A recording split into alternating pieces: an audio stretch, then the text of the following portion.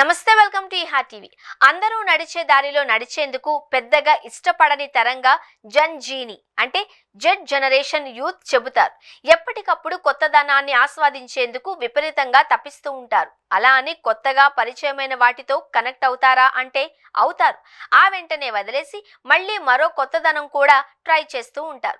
ఇప్పటి వరకు వచ్చిన తారలకు భిన్నమైన అభిరుచులతో బంధాలు అనుబంధాల విషయంలో పట్టింపులు అంతగా లేని ఈ తరం ఆలోచనలు అభిరుచులు కాస్త తేడాగా ఉంటాయి.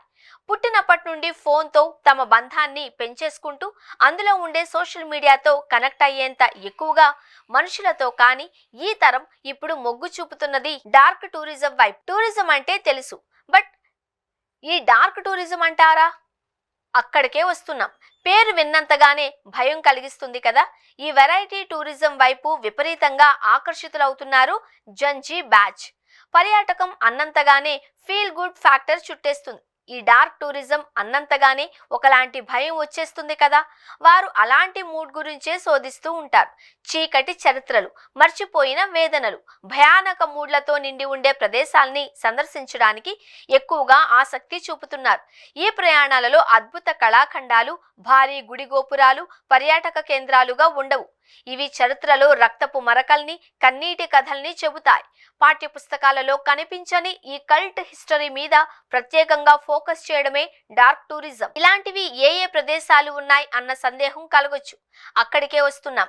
అమృత్సర్ జలియన్ వాలా బాగ్ నే తీసుకుంటే ఆ నేల రక్తాన్ని మింగింది. అమాయకుల్ని అత్యంత క్రూరంగా బలి తీసుకున్న చారిత్రక దురాఘాతాలకు ఇదో సాక్ష్యం.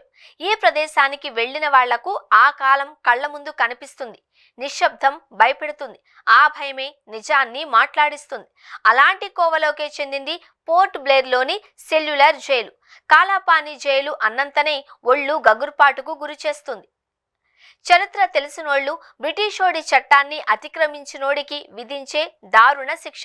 అక్కడ అడుగు పెట్టినంతనే ప్రతి ఒక్కరికి ఒకంత ఆవేదనకు గురి చేయడంతో పాటు తమ కంటే ముందు తరాల వారి త్యాగాలకు నిలువెత్తు రూపంగా దీన్ని చెప్పొచ్చు. అలానే కోల్కతాలోని విక్టోరియా మెమోరియల్ అద్భుతమైన నిర్మాణంగా కనిపించే ఇందులో బాధితుల ఘోషలెన్నో బ్రిటిష్ పాలనతో భారతీయ వేదనను గుర్తు చేసే అనుభవాల్ని ఈ గోడలు గుర్తు చేస్తాయి.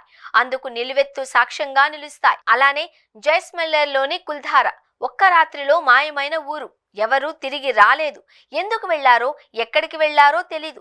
అక్కడ అడుగు పెట్టినంతనే ఒకలాంటి అసహజ నిశ్శబ్దం వెంటాడుతూ ఉంది. ఉత్తరాఖండ్లోని రూప్కండ్ సరస్సు.